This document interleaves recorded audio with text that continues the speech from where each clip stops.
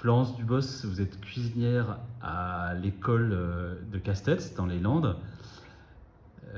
Comment est-ce que vous avez fait évoluer les grammages dans la manière dont vous préparez les repas pour les enfants tous les jours? En fait, on travaille depuis quelque temps avec une diététicienne et à la base, notre rencontre, ça s'est pas trop bien passé parce que moi je suis quelqu'un qui cuisine qui est très très généreuse.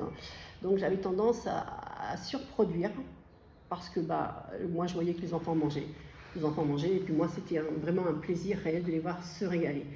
Et donc je pense qu'à l'époque je me faisais plus plaisir à moi qu'aux enfants. Mais en fait D'accord. je suis comme ça donc voilà.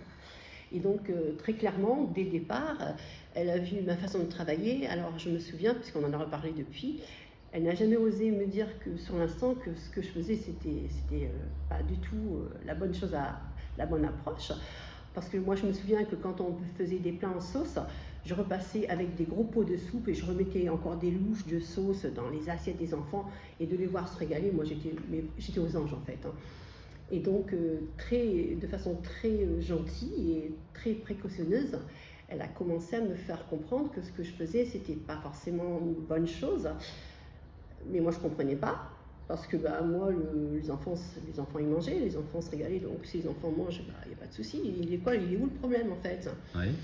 Et finalement, pour que je comprenne mieux, pour que ce soit beaucoup plus éducatif pour moi, parce que finalement, le problème, c'était moi. Elle m'a demandé de faire une chose, de peser. Peser les retours, les assiettes quand il en restait.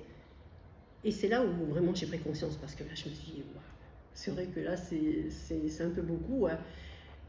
Et ça a été très long parce qu'il a fallu que je fasse un travail sur moi-même d'abord. Et petit à petit, franchement, elle a été super, elle a été très pédagogue avec moi parce que le problème, c'était moi finalement le problème. Donc, il a fallu du temps, de la patience, surtout pour elle. Et petit à petit, j'ai commencé à voir que ce que je faisais, c'était pas si bien que ça. Donc, on a continué ces pesées sur presque 6 mois. Et là, le résultat a été, voilà, il n'y avait pas photo, quoi. Effectivement, j'avais une façon de travailler qui, somme toute, était très plaisante pour moi, pour l'équipe aussi. Mais les enfants, certes, ils ne mouraient pas de faim. Et donc, petit à petit, on a baissé les quantités. Ça a été vraiment un travail minutieux, parce que ça ne s'est pas fait du jour au lendemain, parce que je ne pouvais pas baisser trop vite d'un coup, parce que je ne l'aurais pas forcément accepté. Mais maintenant, aujourd'hui, on a une approche tout à fait différente. On a réalisé beaucoup d'économies qui nous ont permis de travailler avec des producteurs locaux, avec d'autres fournisseurs. Et maintenant, ce problème de quantité, on l'a plus. Il y a encore des efforts à faire, certes, mais on a fait vraiment de gros efforts. Un travail sur les grammages grâce à votre évolution professionnelle et à ce contact, cette coopération avec la diététicienne, Ouais. et une visibilisation du gaspillage qui a permis de renforcer en fait Oui. cette évolution et de créer un déclic.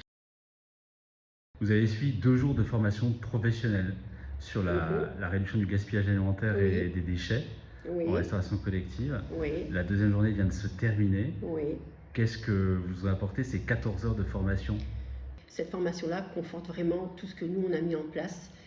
On voit qu'on a encore des choses à améliorer. Puis le contact avec les autres, les échanges avec les collègues, c'est aussi hyper important. Mais franchement, moi, je suis très contente. Donc ça me conforte. Je continue. Je lâche rien.